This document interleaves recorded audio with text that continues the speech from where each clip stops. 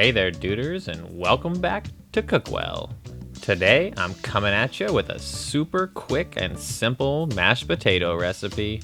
So light and creamy, these potes are always a hit. Let's check it out.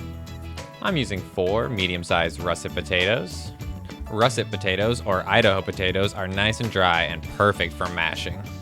Along with the potes, I'm using half a cup of heavy cream, half a cup of butter, and 3 bay leaves. So we've got our potatoes here that I've rinsed under cold water to remove any excess dirt.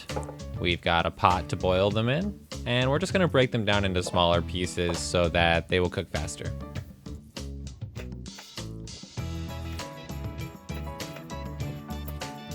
Once in the pot, you wanna cover the potatoes with about 1 inch of cold water. This is a pretty large pot, so I'm gonna go just a little bit less. Too much or too little water and the potatoes will cook unevenly. Moving the potatoes to the stove, we'll add 1 bay leaf to the water and a handful of salt.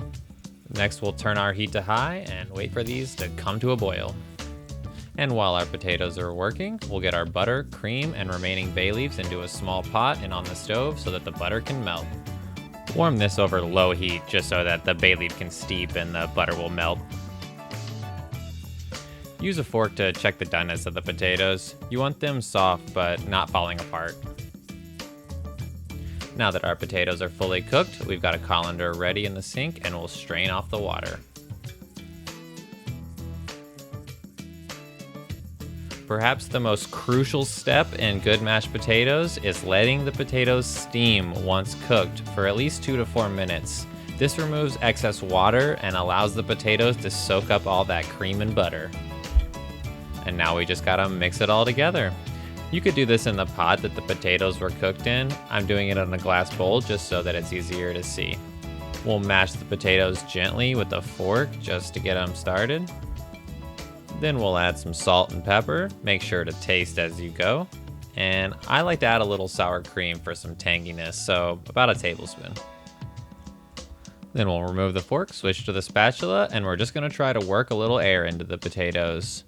I'm just folding them over and then scraping down the sides and repeating.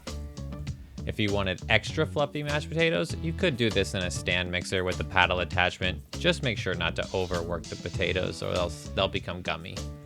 And your mashed potatoes are ready. A great side dish for any meal. Thanks for watching Cookwell and tune in for more videos.